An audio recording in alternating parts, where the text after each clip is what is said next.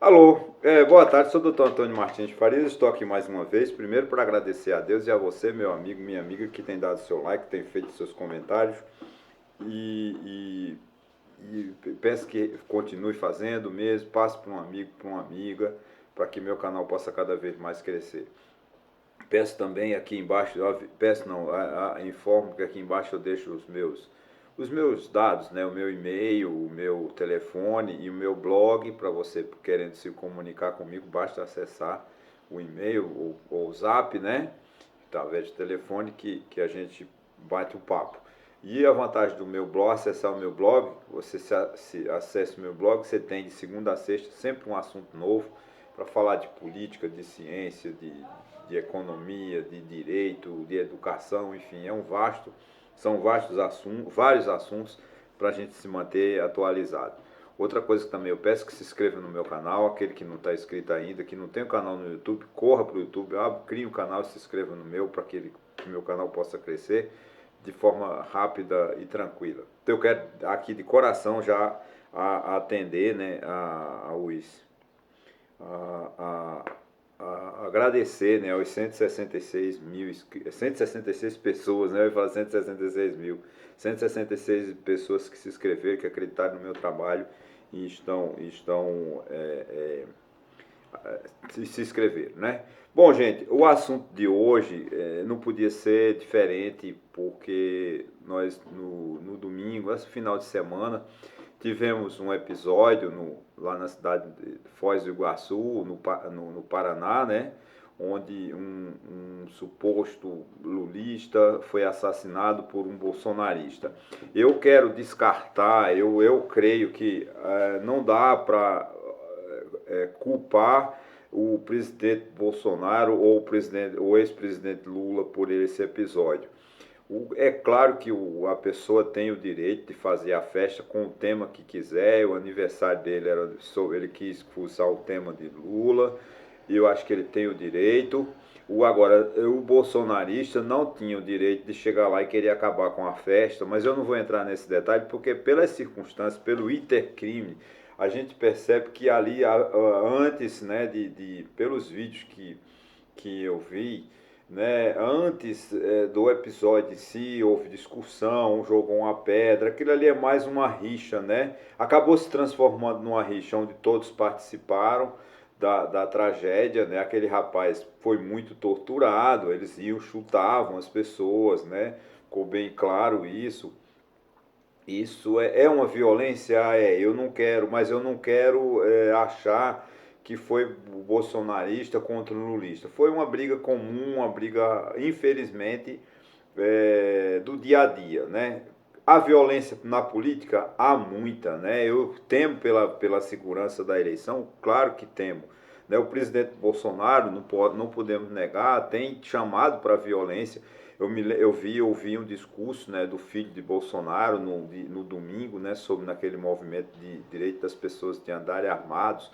É uma violência muito grande, né, a provocação. Né? Eu acho que essa questão do armamento, dessa campanha, né, que o presidente Bolsonaro faz para todo mundo ter arma, né, criar clubes de tiro, isso não vai levar a lugar nenhum, vai levar a mortes, tragédias como essa, 2, 3 famílias, né, ficando sem pai, o filho ficando sem pai, sem mãe, infelizmente. Eu não sou a favor do armamento, sou a favor do desarmamento, mas infelizmente, né, a campanha do Bolsonaro é pelo armamento, é pela violência, não podemos negar isso. Não fique chateado os bolsonaristas, porque realmente o presidente Bolsonaro tem um discurso agressivo, um discurso pela violência. Ele, como presidente da República, a primeira providência que ele deveria ter tomado era: eu quero apurar os fatos na íntegra, né? A Polícia do Paraná, a Polícia Civil do Paraná, junto com a Polícia Federal, a competência é da Polícia Federal, da Polícia do Estado do Paraná, a competência é do juiz do Paraná, não precisa federalizar isso, não tem circunstâncias, fatos que justifiquem a federalização deste crime. Podem alegar que não vai ser apurado. Não precisa disso. A Polícia Técnica do Paraná tem competência para isso. e a vara penal também do Paraná tem competência para julgar ali tem vários crimes, não vou entrar nesse detalhe, né? Um homicídio configurado, tentativa de homicídio, quando as pessoas chutaram aquela pessoa lá, eles estão tentando matar. Aquilo ali é tentativa de homicídio lá com o artigo 14 do Código Penal, né? E tem vários crimes ali, acho que o crime de rixa, porque todo mundo brigou, né? Todo mundo só os vídeos e a polícia técnica que vai apurar isso. No entanto, a mídia, a grande mídia, está dando como enfoque, né, tentando culpar o Bolsonaro por isso. Eu sou anti-bolsonarista, todo mundo sabe, minha convicção política, mas eu não posso atribuir ao presidente Bolsonaro, porque foi uma questão lá no Paraná. Bolsonaro tem certeza que não mandou aquele homem entrar de forma agressiva naquela festa e destruir. Então, o Bolsonaro não tem culpa nessa história. E isso é muito preocupante. É uma eleição será uma eleição muito agressiva.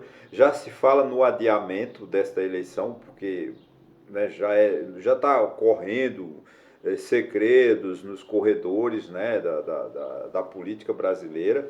Falta de condições de ter essa eleição, né, e já transferir para uma outra oportunidade, porque o Brasil passa por uma crise muito grave, uma crise econômica, em conjunto com a crise social e também uma crise política. Então a situação do Brasil é muito difícil que nós estamos vivendo. A sociedade ainda não despertou para isso, a grande mídia não despertou para isso, mas nós estamos numa situação muito difícil, né, porque nós estamos com uma inflação de mais de 12, quase 13% ao ano, os juros acima de 13%, isso é muito ruim. Nós não temos, o governo não tem política de combate à inflação, a inflação está levando os preços para as alturas, as pessoas não vão ter condições de comprar mais o que comer nos supermercados, porque os preços estão subindo de forma aloprada, perdemos o controle totalmente, a inflação está totalmente descontrolada e o governo continua de braços cruzados, sem tomar qualquer medida econômica para conter a inflação. Porque as medidas clássicas, né? Primeiro você teria que descobrir que tipo de inflação. Se é uma inflação de demanda, não é. Inflação de demanda que o povo não está demandando tanto assim para consumir tudo que se produz. Isso e faltar, né? Consumir mais do que se produz. Não é isso. A inflação é consequência, na minha opinião, pelos custos, né? Que o país está muito caro, a máquina pública é muito emperrada, ela custa muito dinheiro, a corrupção, tudo isso acaba pagando essa conta, nós povo brasileiro, né? E o governo, as medidas que o governo toma, que são medidas eleitoreiras do presidente Bolsonaro, que é baixar, como exemplo, está baixando o imposto dos estados, o ICMS sobre os combustíveis. Isso é uma política contrária à inflação. A inflação vai subir, porque quando você tem uma inflação alta, você tem que fazer duas coisas, né? Três coisas básicas. Você aumenta os tributos, reduz o consumo através de um controle de qualidade, retira a população de consumir, faz alguma medida para o pessoal não consumir muito e também aumenta os juros. Só tem uma política funcionando que é aumento de juros. O governo baixa os impostos, baixa o imposto do combustível, ele não quer combater a inflação. O governo não diminui os gastos públicos, né? Ele continua aumentando de 41 bilhões, né? Que ele está injetando no mercado, no país, né? Ultrapassando lá o chamado teto de gasto. Quer dizer, as medidas não são medidas econômicas para conter a inflação. E a gente perde o controle da inflação, o país entra numa crise. Essa inflação desse ano não será igual à inflação dos anos 70, quando nós chegamos a quase 3.000%. Mas a sociedade era outra, né? O país era outro, né? O país não tinha tecnologia, o país não tinha nada, né? Como dizia um ex-presidente, né? Nossos carros são as carroças. Naqueles anos de 70, 80, a economia brasileira é totalmente diferente da economia de hoje, Então, uma alta de inflação como nós estamos vivendo, cria uma crise social de consequências imprevisíveis. Então é muito preocupante essa situação. A gente já cogita, inclusive, em adiar a eleição. É claro que isso não se tem nada concreto disso, mas já se fala, né? porque a crise vai ser grave e vai aumentar cada vez mais a violência. Até porque o presidente Bolsonaro, ele é candidato, né, e ele continuará sempre com um discurso agressivo. Esse discurso agressivo dele sobre as urnas, né, que com certeza vai acertar em cheio a sociedade brasileira. Porque você vê, hoje tem assim, hoje no Estadão, aqui estou citando o Estadão como fonte, ele diz assim: plano das Forças Armadas será dividido em 8 etapas que seguem fases do processo eleitoral, incluindo lacração das urnas, teste de autenticidades, militares solicitam dados à corte. Gente, os militares, eles não têm nada a ver com o resultado de eleição. As Forças Armadas têm a sua atribuição estabelecida na Constituição, lá no artigo 142 e artigo 143. Os militares garantem a segurança da pátria, ele cuida das fronteiras, ele cuida lá da nossa Amazonas, ela cuida da nossa força, do nosso espaço, né? E a Marinha cuida dos mares. As Forças Armadas não têm que se meter em política, em decisão. Quem tem competência para apurar, para dizer se as urnas são verdadeiras, se as urnas são, é a Justiça Eleitoral, é o Tribunal de Contas, através de auditores, as pessoas especializadas nisso. Mas quando os militares querem entrar nisso, isso é politicagem, isso é inconstitucional. Os militares não têm que se meter, o ministro da Defesa não tem competência na Constituição que possa fazer alguma coisa para a eleição, para duvidar de urna, para verificar se a urna está funcionando. Eu não quero aqui, Antônio, você está dizendo que as urnas são invioláveis? Não. Eu acho que tem que ter auditoria, o TSE tem que ter transparência. Eu acredito que o sistema de informática não é garantido, não é seguro 100%, tudo tem falha. Agora, não é para os militares se intrometerem nesta situação. A eleição tem que ser decidida entre o Supremo Tribunal Federal, o Tribunal Superior Eleitoral, o Tribunal de Contas, através de auditores, ou a OAB, as organizações civis, as organizações internacionais que vão verificar, vão fazer teste. A intromissão das Forças Armadas, elas vão coadunar exatamente com o quê? É o governo Bolsonaro tentando amedrontar, ameaçar o poder judiciário. Isso é muito ruim. O país não se sustenta sem um poder judiciário funcionando em harmonia com o poder executivo, com o poder legislativo. Fragilizar, desmoralizar o Supremo Tribunal Federal, desmoralizar a Justiça Eleitoral é criar o caos, é provocar a corrupção, é provocar uma revolução social. E eu quero que o país tenha uma eleição tranquila, tenha uma eleição sadia, onde as pessoas possam debater, possam escolher seus candidatos. Nenhum dos candidatos merece o meu aplauso. Nem o Jair Bolsonaro, nem o ex-presidente Lula. Eu deixo a terceira via que vocês decidem. Os dois são sujos. Tanto o presidente Bolsonaro está pregando a violência, como o presidente Lula também está pregando a violência. O presidente Lula, quando agradeceu a um vereador porque empurrou uma pessoa idosa e não prestou socorro, e ele agradece porque esse vereador que fez isso com o idoso, o presidente Lula também está aceitando a violência. Não é só o presidente Bolsonaro que é violento. O presidente Bolsonaro está violento e é violento. O governo dele é um governo pela violência, é um governo feito pelo sangue. O Jair Bolsonaro parece que sente cheiro de sangue.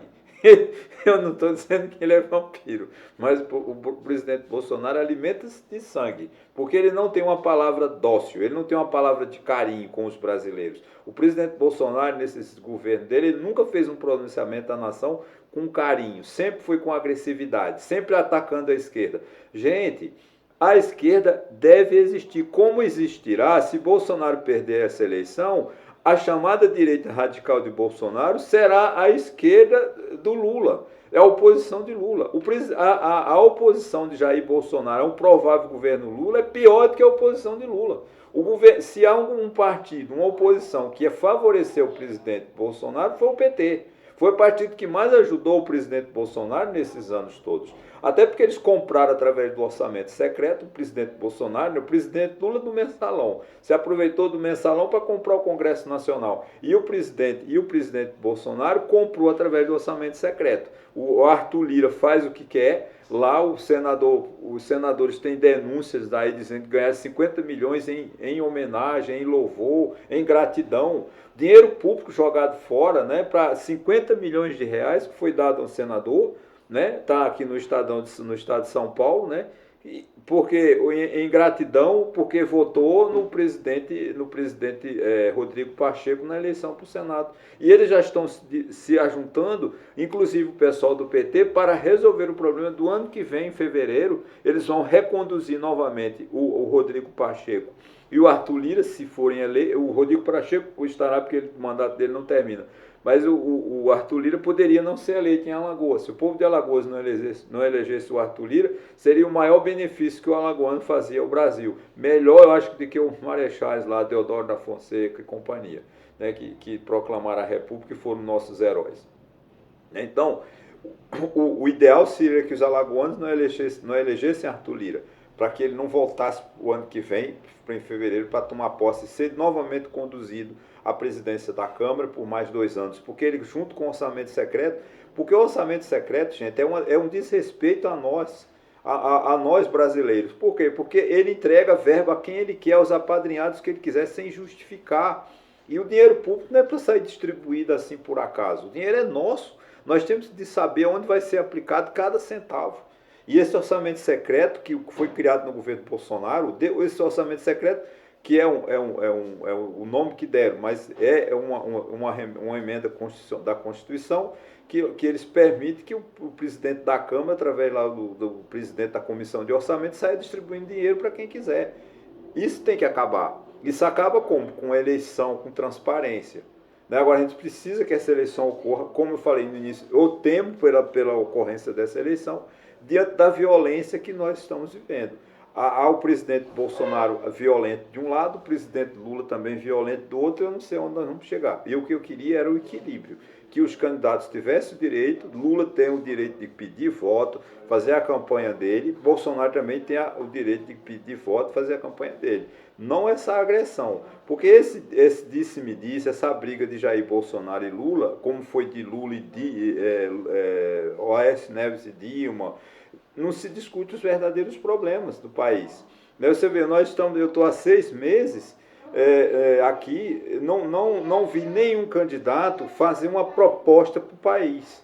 O que quer que o país seja em 2023. Nós temos que enfrentar problemas com a educação, nós temos que enfrentar problemas com a indústria, que cada vez mais cai. Nossa indústria chegou a ser 30% do PIB, hoje ela está abaixo de 15%, porque é muito triste, é muito triste, é lamentável. Gente, muito obrigado a vocês, e espero que Deus nos ilumine, Deus nos ajude, para que a gente possa ter uma eleição tranquila, para que a gente possa ter paz, para que não seja... Eu não quero assistir o derramamento de sangue, eu não quero ver uma guerra civil ou uma revolução no meu país, mesmo que as consequências não nos leve novamente a uma ditadura militar ou coisa parecida, mas eu não quero que nenhum brasileiro perca a vida por causa desse problema da violência. Ok? Muito obrigado e até a próxima.